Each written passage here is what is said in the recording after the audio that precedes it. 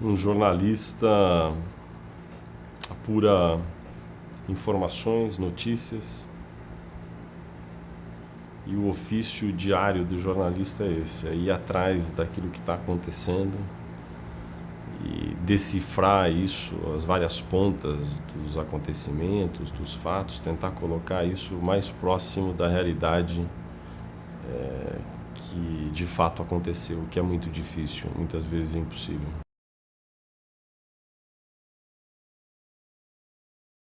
Os fatos existem, né? Estamos aqui, este é um fato, né? Estamos conversando aqui.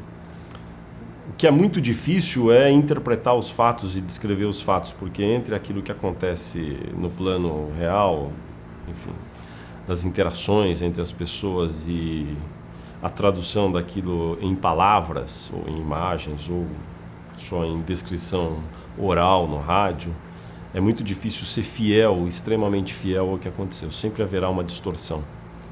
Então, o desafio, acho, diário do jornalista é tentar perseguir ao máximo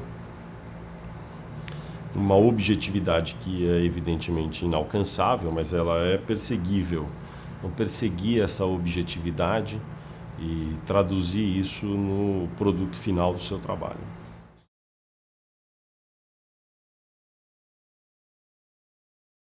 Eu sou um ser que sofreu com a reforma do ensino do Jarbas Passarinho, não é? E você sabe que quando eu era jovem, daí o Jarbas Passarinho, enfim, a ditadura militar, introduziu o ensino técnico no Brasil, que foi uma catástrofe. É claro que, enfim, é bom que a gente forme técnicos num país como o Brasil, que precisa de técnicos, etc., mas isso acabou provocando uma onda entre os garotos da minha idade nos anos 70. Todos foram fazer cursos técnicos quando foram, na época, chamava-se segundo grau, hoje é ensino médio, ou colegial na época. E eu acabei fazendo um colegial ou segundo grau técnico em eletrônica, porque todo mundo queria fazer naquela época. Era uma coisa maravilhosa. A gente lia nos quadrinhos, vinha aqueles anúncios do Instituto Universal Brasileiro para montar um rádio em casa, ou coisas do gênero, não era? E nem pensava em ser jornalista. Daí sucedeu algo curioso, assim, porque era final dos anos 70, estava terminando o segundo grau, e eu morava na cidade de São Caetano do Sul, que é a letra C do Grande ABC, São Paulo, na Grande São Paulo, que era uma cidade que, junto com as outras ali, havia muita agitação política, cultural, por conta do nascimento do movimento sindical renovado no Brasil, né, dos metalúrgicos e posteriormente a criação do PT, e havia uma efervescência muito grande local. E havia muitas oportunidades de fazer cursos e seminários, eu me lembro que e as comunidades eclesiais de base, havia uma agitação no bairro, eu era um menino ainda. Mas daí eu me lembro que no meu bairro, algumas pessoas descobriram um intercâmbio que era muito barato para ir morar fora do país um ano e estudar o último ano do colegial, do segundo grau fora. E eu me inscrevi, era um concurso, tinha que fazer exames, essas coisas, e eu acabei morando um ano na Bélgica. Que é uma coisa muito insólita, né? Ninguém ia morar na Bélgica, eu não sabia nem direito onde era a Bélgica.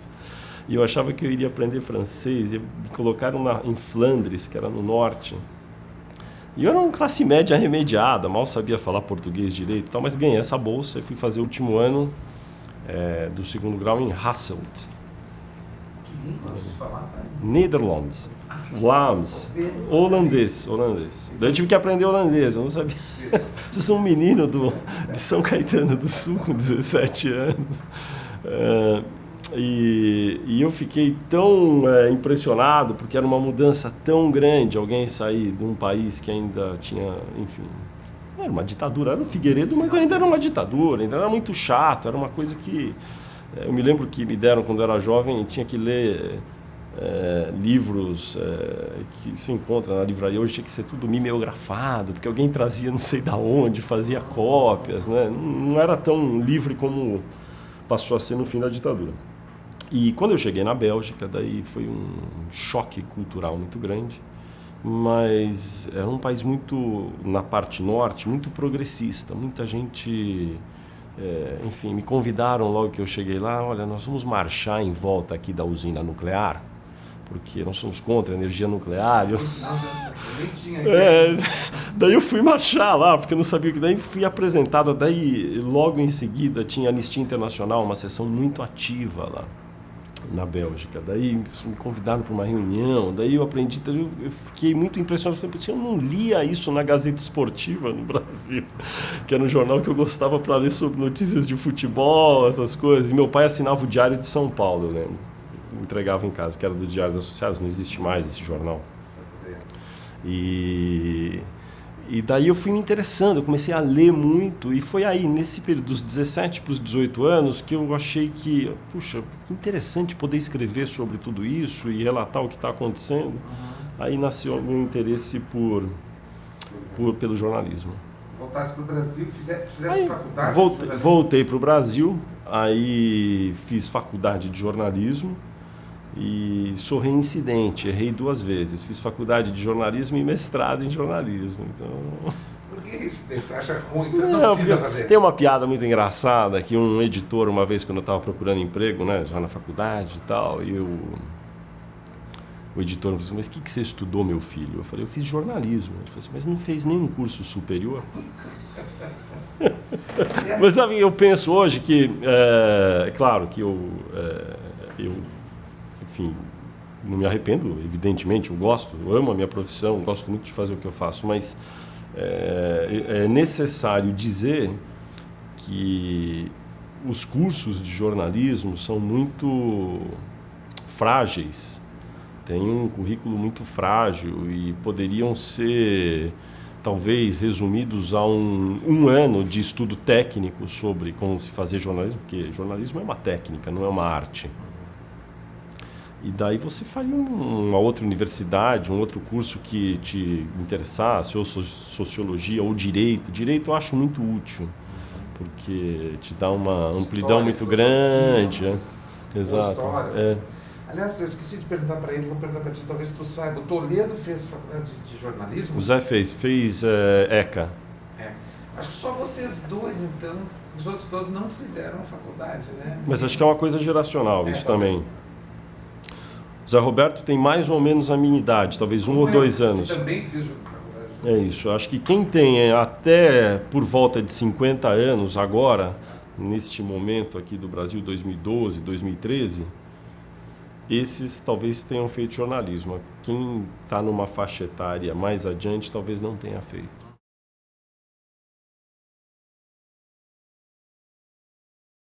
Eu acho que o jornalismo melhorou muito nos últimos anos. Eu seria leviano se eu fosse comparar com os últimos 300 anos. Mas a minha intuição é que hoje melhorou muito. Existe uma mania, né, das pessoas em geral, não só dos jornalistas, mas de todos os profissionais, de todos os ofícios, de achar que, puxa, antigamente era melhor. Eu acho que é errado isso. Eu acho que antigamente não era melhor, nada era melhor antigamente. Eu acho que o que as pessoas, elas têm saudades de algo que não aconteceu, na verdade, né? Porque a nossa memória, ela é seletiva. A gente vai guardando num pedaço do cérebro a parte ruim, esquecendo e lembrando da parte boa. Então, há uma ideia que eu imagino, eu reputo como equivocada, de dizer que o jornalismo hoje é muito pior do que o de antigamente. Basta visitar as redações dos jornais e na biblioteca e pegar as coleções que os jornais até hoje fazem, né? E hoje em dia está tudo digitalizado, mas olhando como eram os jornais, né, os textos, como eram escritos e como eles são hoje é muito mais claro, muito mais direto, há uma técnica mais apurada. Isso não significa, evidentemente, que o jornalismo é perfeito e tal, é num estado maravilhoso, estado da arte, não é nada disso, mas eu acho que melhorou.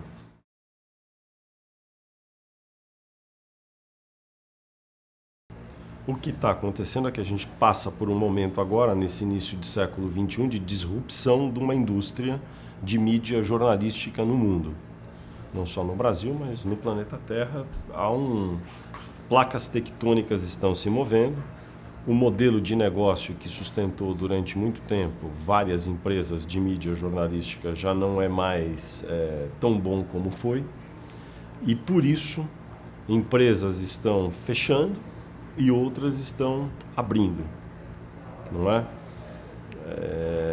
Eu não sei se isso, no final, vai ser bom ou ruim, mas que de fato está acontecendo é incontestável. Então, alguns jornais, muitos jornais impressos, né, a versão em papel, estão desaparecendo no mundo.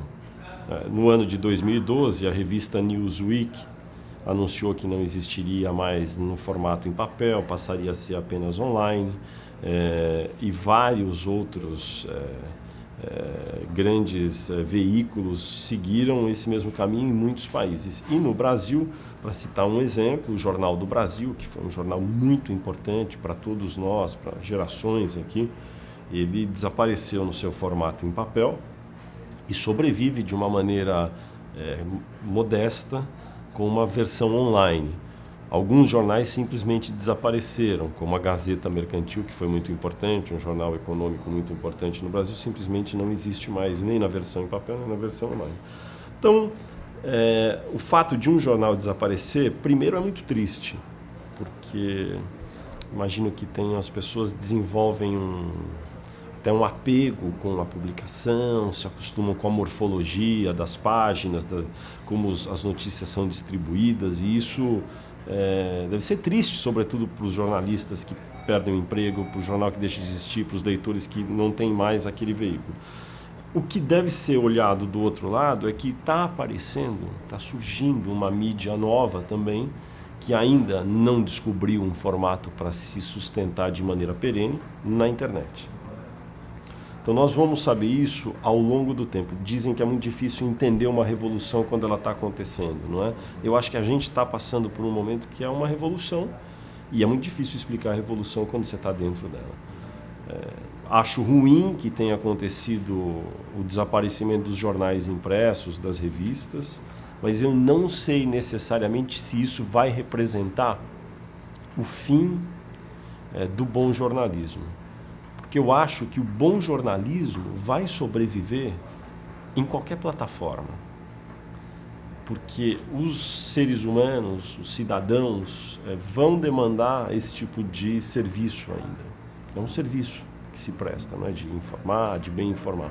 Então, o que é necessário agora é ter capacidade de empreender e desenvolver um modelo que seja sustentável em outras plataformas.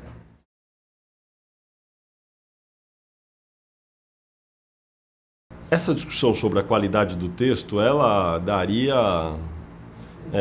vários colóquios, né, só sobre isso. O que eu acho é que, como nós temos acesso a muito mais informações hoje do que nunca tivemos na história da humanidade, e como o texto bom sempre será o texto muito bem trabalhado, muito bem escrito, sempre vai ser mais sempre a exceção do que a regra, e sempre foi assim. Sempre foi assim. E como a quantidade de informação é muito grande, então a chance de você topar e esbarrar com alguém escrevendo uma bobagem ou de maneira errada é maior. Então talvez esse efeito demonstração é que nos dê a impressão de que hoje as pessoas ficaram mais analfabetas. Eu tenho dúvidas em relação a isso. Eu sou um escravo da objetividade. Né? Seria muito criticado pelo Nelson Rodrigues, né? Um idiota da objetividade.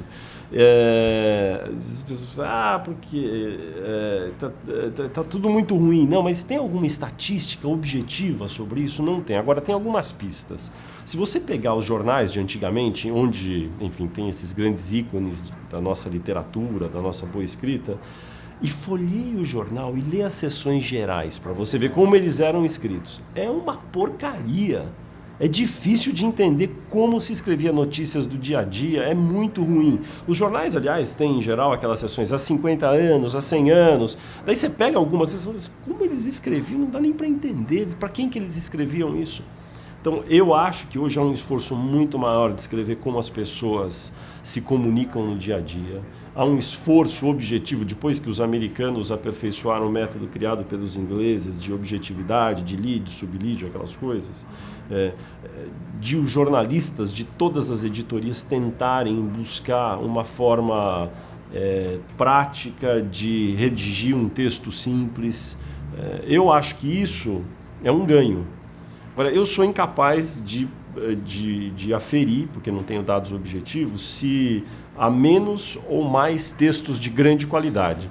Eu acho que os jornais, aos domingos, têm bons textos, né? Que é a edição que nós caprichamos mais, porque é mais longa. Os jornais têm cadernos literários ou com mais reflexão. A Folha, no caso, tem um caderno que chama Ilustríssimo, os textos são mais longos. Acho difícil afirmar peremptoriamente que piorou. O que eu acho é que tem uma oferta tão grande de informações à disposição de todos nós, e como sempre, a maioria das informações vão ser menos elaboradas e menos bem escritas, a impressão geral é que tudo piorou. Mas eu tenho dúvidas em relação a isso. Não é que eu seja um panglossiano aqui, acho que tudo é uma maravilha, eu sou um otimista. Não é, eu sou muito cético também.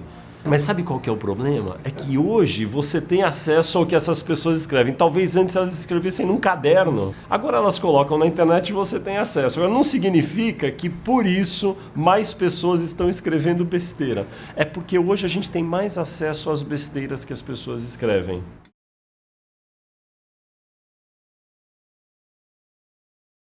O repórter é o operário da notícia. Ele aponta a infantaria do jornalismo, né? Ele vai atrás das informações onde elas estão acontecendo, ele presencia os fatos, ele tem que ter um sentimento de uma capacidade de discernir o que tem e o que não tem relevância, que é uma técnica difícil de aprender num livro apenas, no dia a dia, e os repórteres cometem necessariamente muitos erros, né? Porque eles não percebem o que é o que não é uma notícia. Naquele livro, O Reino e o Poder, do Gay Talese, que é a história do New York Times, ele relata assim, a melhor definição de todas do que é um repórter. E ele fala assim que os repórteres bons, em geral, é claro que não é uma regra escrita em pedra, imutável, mas assim, ele notou ao longo da vida dele que os melhores repórteres necessariamente não são pessoas da elite. Muito difícil alguém que seja só da elite e que tenha estudado nas melhores universidades que esse seja um bom repórter, porque ele não vai ter aquele senso de...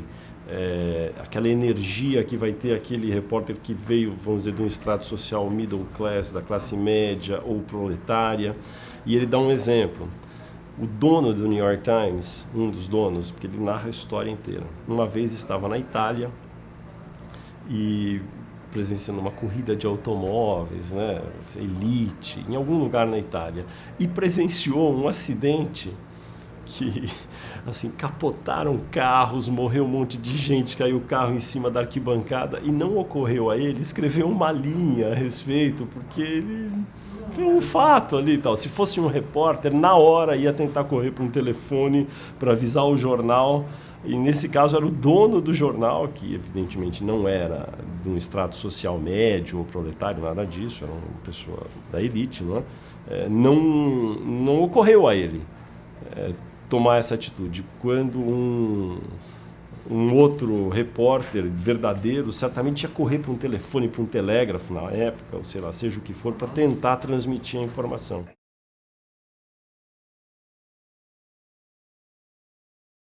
Eu acho que nada substitui você estar preso, quer dizer, nada substitui, não vamos ser assim tão peremptórios, claro, mas é muito importante, eu acho, ir pessoalmente nos lugares, presenciar, ver o que aconteceu. Em 2012 morreu Oscar Niemeyer. Aí Oscar Niemeyer morreu e o corpo de Oscar Niemeyer foi levado até aqui, Brasília. Aí eu me lembro que eu estava na minha sala, no dia que estava chegando o corpo, daí passou na minha sala um colega aqui da sucursal, da Folha, e falou, vamos lá no velório. Eu falei, claro, vamos para lá. Para ver, né? Porque eu poderia, estava passando na televisão, estava passando ao vivo na internet, mas o corpo ia chegar, estava chegando no aeroporto e aí iria ser levado até o Palácio do Planalto, onde seria velado. E, puxa, a diferença é diferente. Entendeu? Você vai lá, fui lá, vi as pessoas entrando, a presidente da República, os amigos, os familiares do Niemeyer, conversei com algumas pessoas. Isso daí fica gravado na memória de outra forma.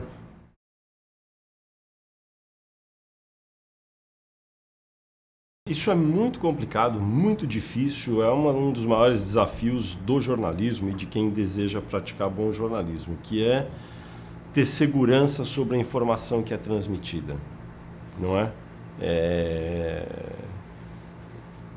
Não digo que seja diariamente, mas quase que diariamente são enviadas aqui para o jornal informações estapafúrdias que podem ou não podem ser verdade. E a nossa capacidade de checagem é limitada. E existe também uma falsa percepção a respeito da capacidade de checagem dos jornalistas. É muito comum eu receber uma ligação assim, Fernando, sabe aquele senador fulano? Sei. Olha, ele roubou 10 milhões. E eu falo, sim, mas como? Não, você é jornalista, você tem como ver. Você não tem como ver, entendeu? Não tem essa ideia, mas você é jornalista, você tem como ver isso daí. Eu não tenho como ver isso daí, porque eu não tenho como quebrar sigilos, eu tenho as leis que regem esse país que eu tenho que seguir, não posso grampear telefones, eu não posso fazer nenhum tipo de investigação que esteja fora da minha jurisdição como jornalista. Então é muito difícil. Como é que se faz? Acho que uma definição boa de jornalista ou de repórter, jornalista tem que ser uma pessoa bem informada. O que é uma pessoa bem informada? Uma pessoa que fala com, se você cobre política, com todas as fontes de todos os partidos, de todo o espectro da política. Não vai falar só com a esquerda, só com a direita, mas vai falar com a esquerda, com a direita, com o centro, centro-direita, centro-esquerda, com todas as tendências, para daí poder balancear tudo e sentir mais ou menos o que eles estão querendo dizer, não o que eles dizem, mas o que eles de fato estão querendo dizer e informar. Então, é muito difícil manter esse tipo de qualidade da informação sem ser bem informado. Eu lembro que o Paulo Francis, falava o seguinte, numa certa época, a Folha foi um jornal muito aguerrido, né, durante muitos anos, aí, é um jornal muito nervoso e pluralista e que, enfim, sempre faz reportagens críticas sobre vários governos, e teve uma época que eu ouvi do Francis assim, não é possível, acho que na Folha não tem ninguém que pega o telefone e fala com o presidente da República. Daí eu fiquei pensando, né? Daí, na visão dele, um bom jornal, no seu conjunto, porque um jornal não é um jornalista, são vários. O conjunto dos jornalistas de um jornal tem que falar com a República inteira. Então, um jornalista do jornal X tem que falar com o presidente da República. Do mesmo jornal, um tem que falar com o ministro tal, outro fala com o ministro Y, e assim vai. E no conjunto, você tem um jornal que fala com todo mundo. Então, para concluir a história de ser bem informado e poder ter a capacidade de checar e balancear as informações. Então, um jornal que não tem no seu quadro pessoas qualificadas que têm acesso aos poderes da República, estou falando da cobertura de política, não vai conseguir fazer um bom jornalismo.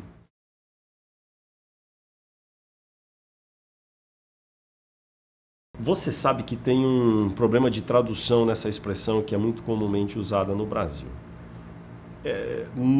Na língua inglesa que inventou essa terminologia toda, você tem a expressão off the record, e quando o sujeito fala para você, olha, é off the record, significa que é para você nunca, em hipótese alguma, usar. E no Brasil, isso acabou sendo usado de outra forma. A pessoa fala é off, significa use à vontade e não coloque o meu nome. O que em inglês eles falam que é, olha, eu vou dizer algo para você para que não seja atribuído a mim. Eles falam not for attribution. This is not for attribution. É muito comum em coletivas nos Estados Unidos. This is not for attribution. Daí o cara fala. E daí você usa not for attribution. Não atribui a ninguém. Mas você, se tem segurança que é verdadeira, publica. Se não tem, não publica. Ou contesta, ou seja lá o que for. Então, você vê que há uma diferença grande. E no Brasil, em geral, quando é para não publicar, fala assim, não, isso é off total, hein? Isso é off total, sei lá, inventaram uma... Isso é super off, sei lá, mas não fica muito claro, porque não está dito com as palavras, objetivamente, isto não é para ser publicado. É muito raro um jornalista ouvir de uma fonte, ou um jornalista perguntar para a fonte, mas escuta, eu posso publicar essa informação sem atribuir ao senhor ou à senhora? É raro. Eu, desde cedo, aprendi a falar isso. Tem uma frase que um amigo meu me contou uma vez que ele ouviu de uma italiana que eu adoro, que é a seguinte, e que serve para a relação entre fonte e jornalista. Pactos claros, amizades longas. Então, eu chego na entrevista e falo, olha, eu queria te entrevistar e eu vou publicar tudo. Pode? Pode. Daí, pronto. Já falo logo de cara. Porque se você começa a conversar, vai esquentando. Chega no meio, ele fala, mas isso não é... Pô, mas já falo, é uma decepção para ele, para mim. Eu já falo logo, eu queria te entrevistar para publicar. Pode ser? Pode ser, então tá bom. Ou, queria te entrevistar, não quero. Não, então podemos falar para eu ter a informação e usá-la sem atribuir a você? Falo dessa forma. Pode. Ou não. Não, então eu vou te falar, você não publica? Então tá bom, não publico, mas pelo menos eu vou saber e daí eu vou procurar em outras fontes qualificadas checar se essa informação que você está me passando é verdadeira, daí se eu conseguir eu publico.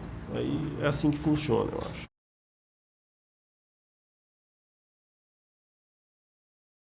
Infelizmente, aqui em Brasília ocorre um negócio chamado fontismo. Essa expressão é do espanhol, no espanhol eles falam de fontismo. É uma cidade muito provinciana, embora seja a capital do Brasil, nós estamos no interior de Goiás, não é? E artificial, e em que você sai à noite, às vezes, no sábado, para ir ao cinema, e você esbarra com o ministro do seu lado, com o deputado, com o senador, com o secretário, enfim. E alguns jornalistas acabam desenvolvendo isso que eu, enfim, disse que é designado assim, fontismo. É muito comum em Brasília, vai se formando um ambiente que eu reputo como deletério, de proximidade excessiva entre jornalista e fonte. Eu moro há 17 anos em Brasília. Em 2012 completei 17 anos em Brasília. Na minha casa nunca pisou um deputado, um senador, um ministro e nem vai pisar. Não é que eu falo isso batendo no peito, aqui eu acho bom que seja assim, porque é muito difícil, depois que você estabelece uma relação pessoal com a fonte, conseguir distinguir a qualidade real da informação que aquela fonte te passa. É claro que há a dor e a delícia dessa proximidade. A delícia é que certamente você vai saber coisas que certamente não saberia se não tivesse a relação pessoal, mas eu prefiro pagar o preço de não ter a relação pessoal. Então, há jornalistas que eu imagino que em Brasília, com certeza, são muito mais bem informados do que eu. São seres humanos envolvidos, não são máquinas. Então, agora eu vou desligar, vou entrar no mode jornalista, agora eu vou entrar no mode amigo, não existe isso. Então, esse é um problema grave que existe, não só no Brasil, mas em Washington, em todas as cidades, em Tóquio. Há uma força que aproxima jornalistas e fontes, por interesses, às vezes, diferentes, mas que se encontram e se abraçam. Isso é muito perigoso e isso produz muito disso que você falou. Informação desonesta, às vezes, que pode ser publicada. Informação errada, deliberadamente publicada para favorecer A ou B. Porque uma coisa é você errar, Outra coisa é você errar por conta desse tipo de relação.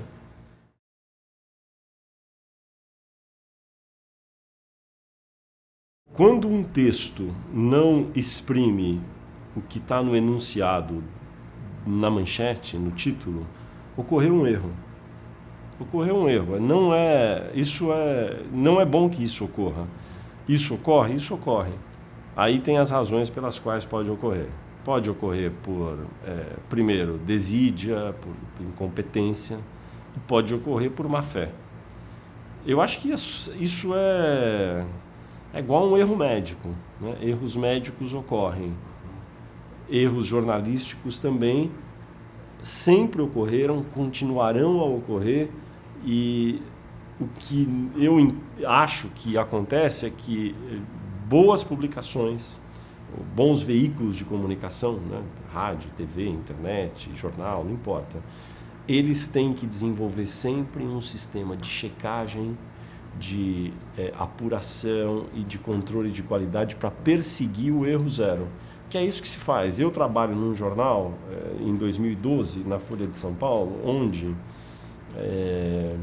há um sistema relativamente rígido de checagem de erros, controla-se o número de erros cometidos, publica-se correções diárias numa seção cujo título é quase uma autoflagelação, né? O título é Erramos, numa página ímpar, não é? Que é uma página nobre, como sabe, as páginas ímpares são mais lindas que as pares. As pessoas brincam, fazem troça com o jornal, porque todo dia tem um erro absurdo que foi publicado, mas isso tem um efeito profilático enorme. Então, o que os jornais podem fazer, ou veículos de comunicação jornalística em geral? É perseguir uma política que tente evitar isso que você falou, fazer um título que não tem a ver com o texto, de maneira ou deliberada ou não. Isso é ruim. Isso corrói a credibilidade do veículo, isso faz com que acelere o processo de tornar desimportante o veículo. Então, eu acho que isso acontece, isso é péssimo quando acontece, eu acho um absurdo quando isso acontece. O repórter ir atrás de uma frase só para depois poder fazer um título. Não é assim que as coisas funcionam, isso é mau jornalismo. Mas isso ainda acontece, vai acontecer durante muito tempo. E quem é que decide isso? Numa sociedade que se aproxime do perfeito, né? Você tem liberdade de expressão, liberdade de competição, tem os bons veículos, os maus veículos.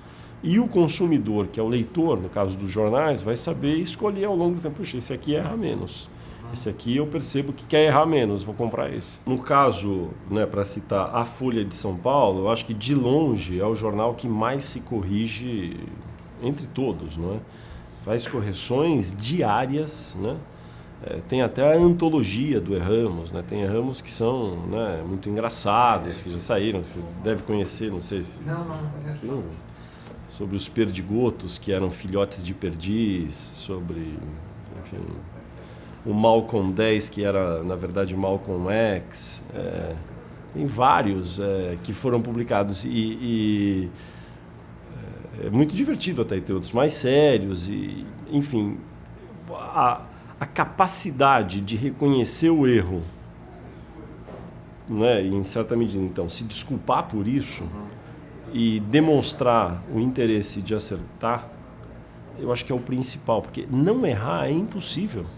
É impossível. Ainda premidos pela hora, pelo processo industrial da fabricação da notícia, que eu tenho que estar com o texto pronto até 7h30 da noite, até 8 da noite, até depende, né, dos vários fechamentos.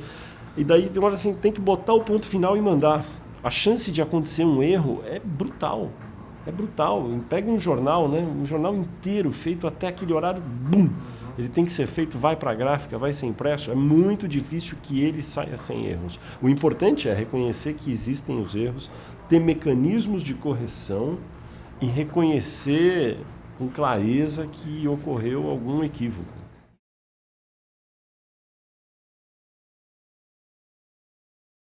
Eu acho ótimo, eu acho uma invenção sueca, não é? O nome é estranho, né? O nome é super estranho, é um nome sueco, não é? Os suecos que, né, têm essas inovações todas, eles foram os primeiros a ter lei de acesso a informações públicas no mundo. enfim, inventaram um ombudsman, né? Na verdade era no âmbito do Estado. Eu acho uma instituição muito positiva. A Folha tem um ombudsman desde o final dos anos 80. Acho que ajuda o jornal a ser um pouco menos arrogante, olhar para si próprio, reconhecer seus erros, ter uma autocrítica constante. Eu já fui alvo de colunas dominicais, porque o ombudsman, no caso da Folha de São Paulo, escreve uma coluna dominical fazendo uma crítica geral do jornal, e durante a semana, né, tem uma crítica interna, que é para os jornalistas. Então, Então, na crítica diária, evidentemente, todos os jornalistas acabam uma hora ou outra sendo criticados pelo ombudsman. Eu já fui muitas vezes. Mas o pior mesmo é quando o ombudsman pega você para te criticar no domingo, nas páginas do jornal. Isso já me aconteceu. E sobrevivi, não é? Imagino que isso seja uma coisa positiva. Estar aberto a críticas e fazer autocrítica é muito importante.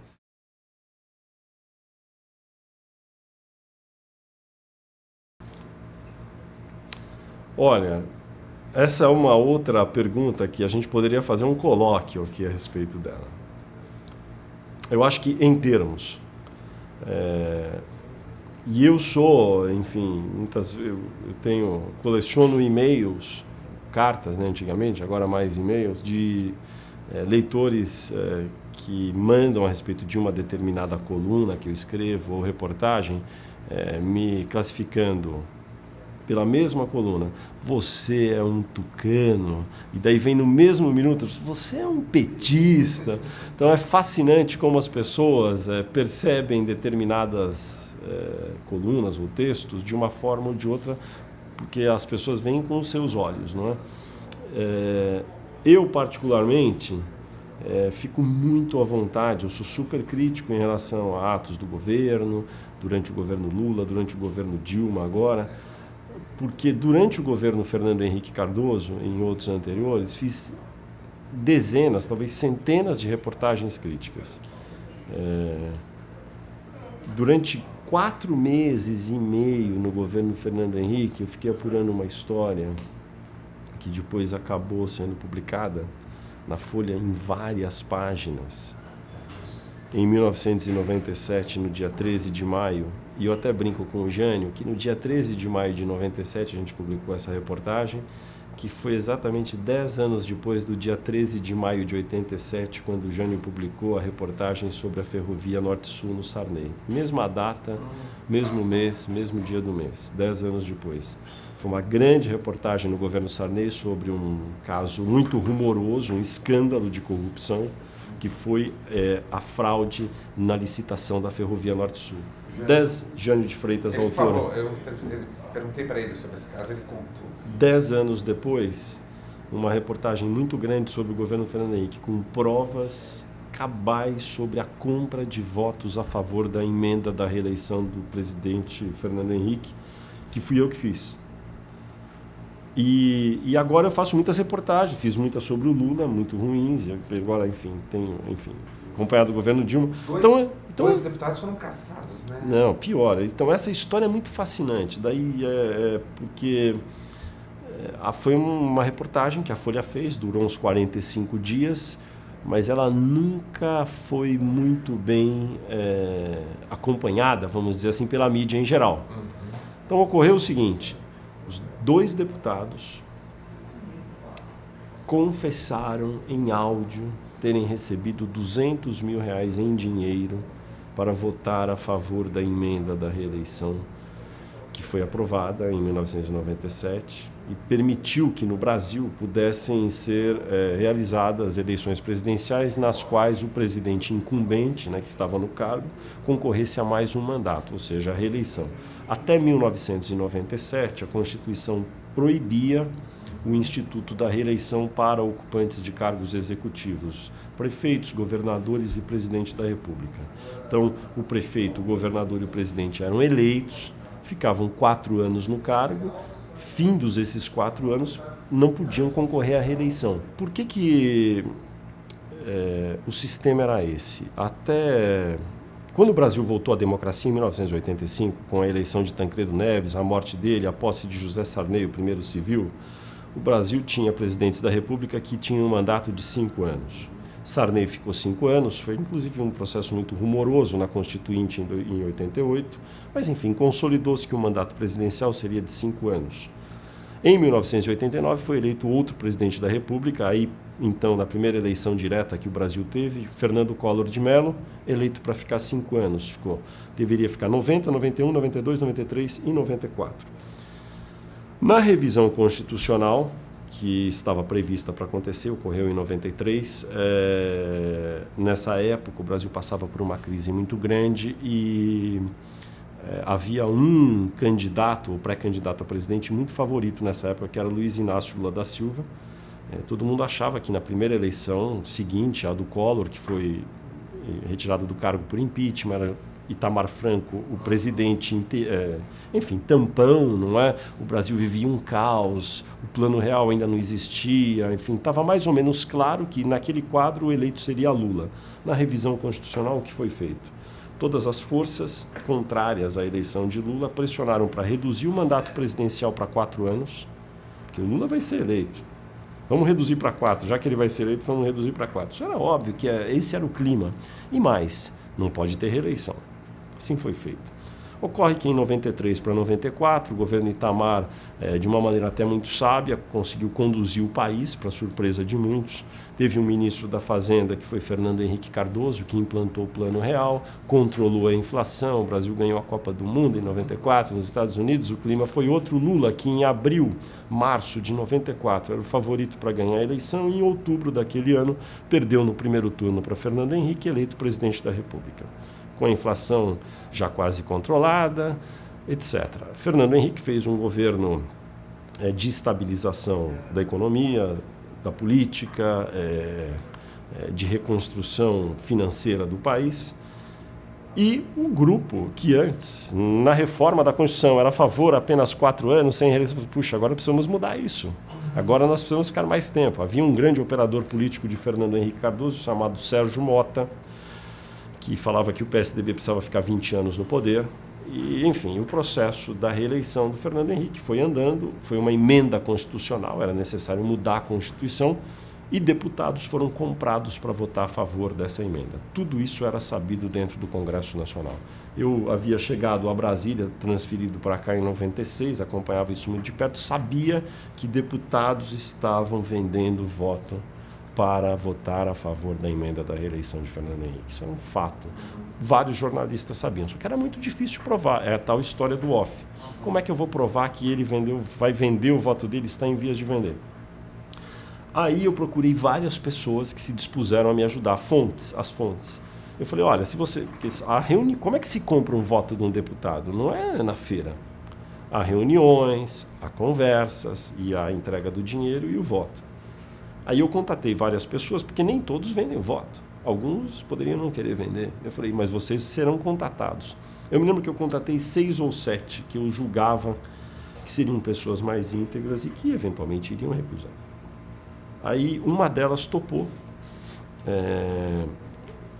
Eu dei para ela um gravador e falei, você vai na reunião com esse gravador no seu bolso do paletó e vai ser o meu gravador, a minha fita, você não vai manipular, você vai entrar, quando você sair você dá para mim. Porque eu tenho que ter segurança absoluta que essa fita é íntegra. E assim foi durante muito tempo, 4 meses. E tudo foi registrado, tudo, absolutamente tudo. As provas eram incontestáveis. Né? Os deputados dizendo que receberam dinheiro, quem pagou, como foi, de que forma foi. Né? Dinheiro, em dinheiro, dentro de um saquinho, etc. Então, no dia 13 de maio, com as provas já... não eram indícios, eram provas. Então, está até na minha sala ali, depois você pode ver a primeira página. Deputado conta que votou pela reeleição por R$200 mil. Que vendeu o voto.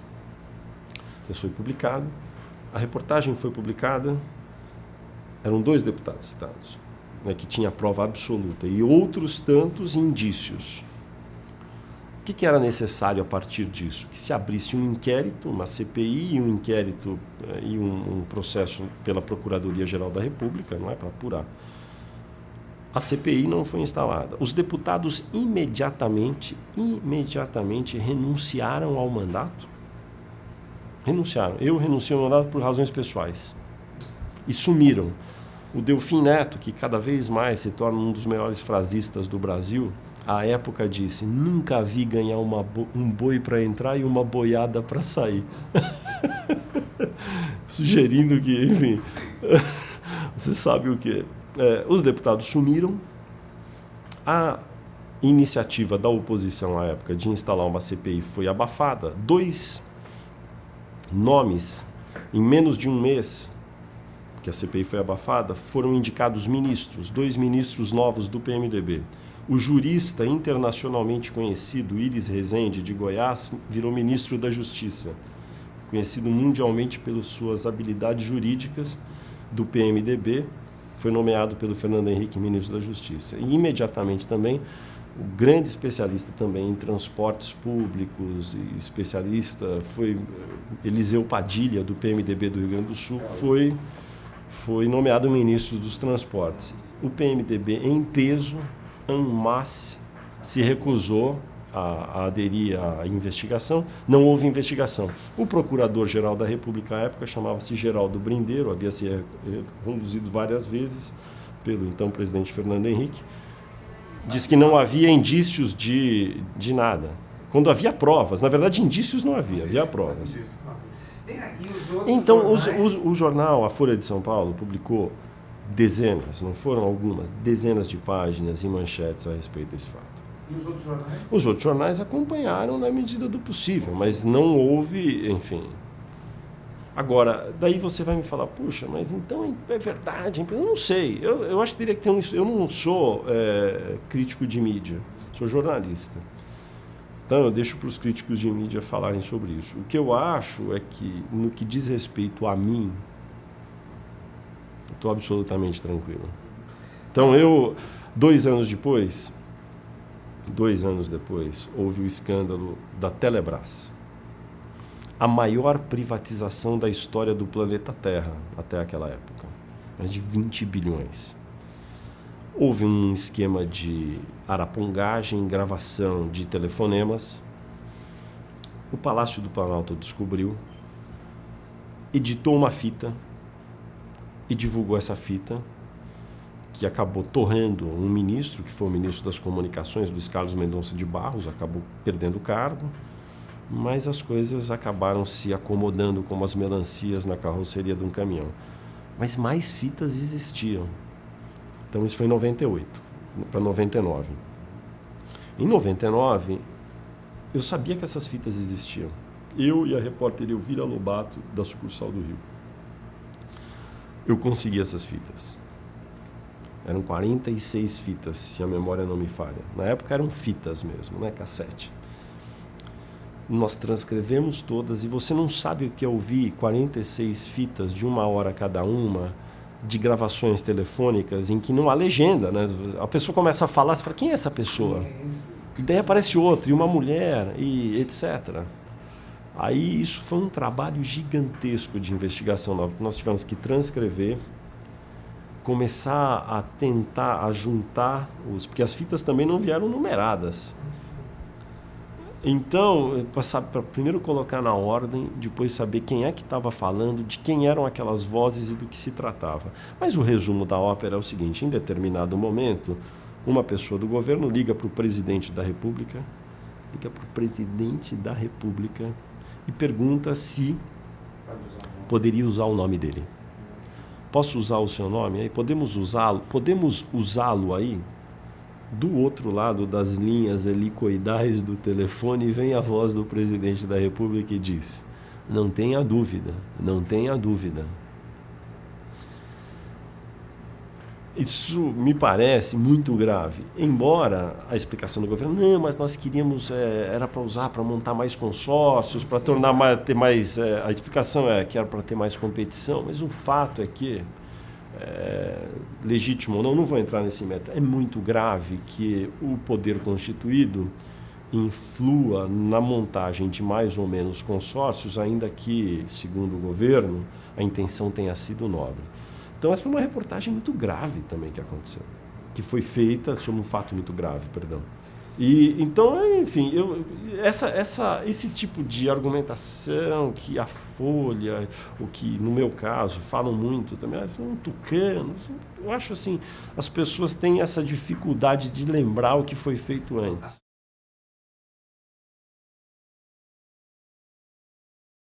Eu acho uma lástima ter que falar sobre a vida privada das pessoas, detestaria ter que falar, mas eu acho que o brasileiro, o chinês, o japonês, o holandês, todas as pessoas, quando votam em alguém, elas votam não apenas porque ela é a favor do liberalismo, porque ela é comunista, ela é capitalista, mas também pelos valores éticos e morais dessa pessoa e por como ela se comporta como ser humano de uma maneira, enfim, total, íntegra. E acho que pessoas que exercem alguns cargos públicos, se tem, eventualmente, um caso amoroso, extraconjugal, essa pessoa fica vulnerável na função e na cadeira que ocupa. Pode ser que em determinado momento não aconteça nada, seja um relacionamento extraconjugal que não tenha realmente nenhuma consequência. Ou não, como diria o Caetano Veloso, eu não sei. E como eu não sei, na dúvida, o público tem direito de compartilhar essa dúvida que eu também tenho. Se o presidente XYZ está na cadeira de presidente da República no Palácio do Planalto e tem uma namorada fora do casamento, de fato, à primeira vista de supetão, eu não tenho nada a ver com isso. Que moralismo besta é esse? Agora, se essa namorada representar uma vulnerabilidade para este agente público na cadeira de presidente, porque vai deixá-lo exposto a eventuais chantagens que o obriguem a tomar determinadas decisões, que sejam não de interesse público, mas de interesse de um determinado grupo. Então, nesse caso, ele não pode ter essa namorada. É triste, muito duro isso, porque um jornalista, um médico, etc., tem a sua vida privada, pode ser casado, não ser, pode ser a preferência sexual dele, não importa, porque ele não está mexendo com o dinheiro público. E ninguém tem o direito de invadir a vida do médico, do advogado, do jornalista, ou seja lá de quem for, e dizer que ele tem amante ou não, porque ele não está influindo na esfera pública com o dinheiro dos nossos impostos. Mas o presidente, o prefeito, o governador, o ministro, o deputado, sim.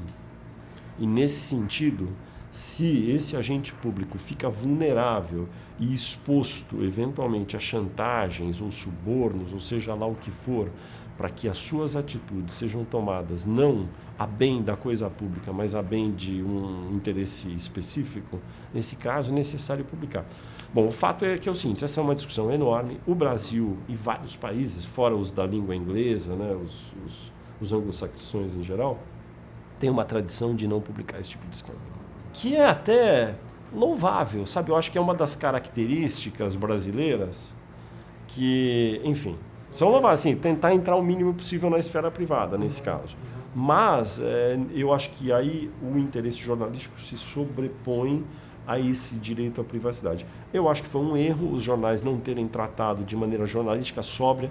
E quando eu falo noticiar, não é sensacionalismo, mas é noticiar sob a ótica que eu estou dizendo aqui, do interesse público. Eu não tenho o menor interesse em saber se são felizes ou não, se vão ao cinema ou não, não é isso. E no caso mais recente que aconteceu em 2012, em relação a ex-chefe do escritório da Presidência da República em São Paulo, Rosemary Noronha, conhecida como Rose, e que em várias reportagens foi mencionada como tendo um relacionamento íntimo com o ex-presidente Luiz Inácio Lula da Silva. Nesse caso, o que aconteceu foi que os fatos noticiados foram precipitados por conta de uma operação da Polícia Federal que descobriu uma teia de tráfico de influências no qual a moça, Rose, estava diretamente envolvida. Embora, no meu entender, quando se trata de um presidente da República, infelizmente, é um ônus que o político tem que assumir, quando vai para uma cadeira dessas, deveria tudo ser exposto.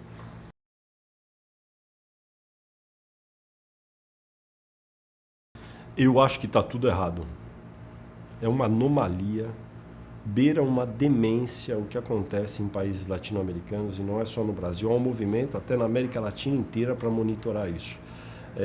Isso acabou nascendo, no caso do Brasil, na ditadura militar, que financiaram grandes empresas, agências de publicidade, que fizeram aquelas campanhas ufanistas a favor da ditadura, prosperaram essas agências, tomaram gosto, isso foi crescendo, crescendo, e hoje as últimas cifras dão conta que apenas o governo federal gasta aproximadamente, administração direta e indireta, 1 bilhão e 500 milhões de reais por ano em publicidade, propaganda, em todos os veículos. Isso me parece um absurdo, um despautério que o governo federal gaste esse dinheiro. Outro dia teve Dia da Mulher, tinha uma propaganda do governo federal exaltando a mulher. Para que o governo federal precisa gastar dinheiro fazendo propaganda do Dia da Mulher, ou do Dia do Homem, ou do Dia da Criança, de quem quer que seja? Isso é um absurdo, é dinheiro jogado pela janela, e isso acaba inoculando um vírus na mídia regional, sobretudo, que fica viciada nesse dinheirinho fácil que pinga nas contas dos veículos mensalmente, e a rádio do interior, o jornalzinho do interior, que antes ia pedir um anúncio para o açougueiro, para a padaria, para o barbeiro, não pede mais, porque vem o dinheiro do governo. Que autonomia vai ter esse tipo de veículo? Eu vou dar um outro número aqui que me parece assim um absurdo, uma anomalia, uma jabuticaba brasileira.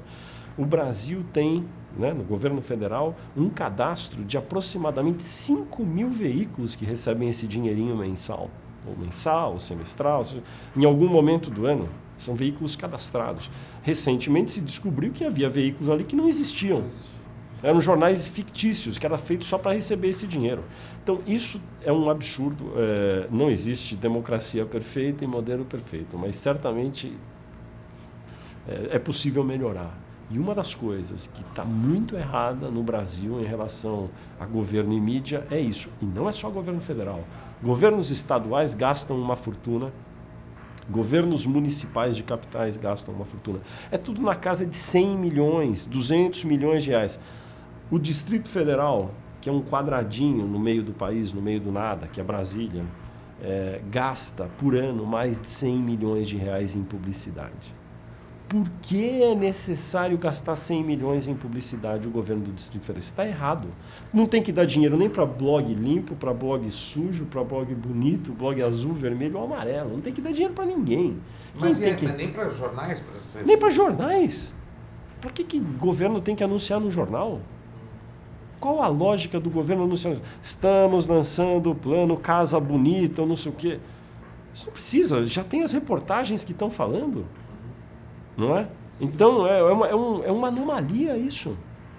Os jornais, as revistas, as televisões têm que buscar patrocínio com os seus leitores que pagam as assinaturas, com o preço dos exemplares que é vendido em banca e, sobretudo, com os anunciantes privados, que são milhares, centenas de milhares.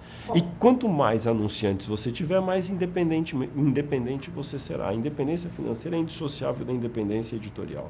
Então, um jornal que tem, digamos, 1.000 anunciantes e nenhum seja responsável por 3% do total do bolo publicitário, esse jornal é independente. E os grandes jornais brasileiros são assim. Nenhum dos meia dúzia, sei lá, dos grandes jornais são dependentes mais do que 3%, 4% nas suas receitas de um anunciante. Não é? Então é assim que sobrevive. Agora vai nos jornais pequenos e nos veículos pequenos do interior. É isso que está acontecendo. Isso é um erro muito grande e eu te faço, para quem quiser refletir sobre isso, um desafio. Vá em países livres, de imprensa livre, e veja se há tanta propaganda estatal na TV, no rádio e no jornal. Não há. Não há. Vá nos blogs americanos, vê se tem anúncio do Obama, do governador de Nova York. Vá no... Não é? Não existe isso.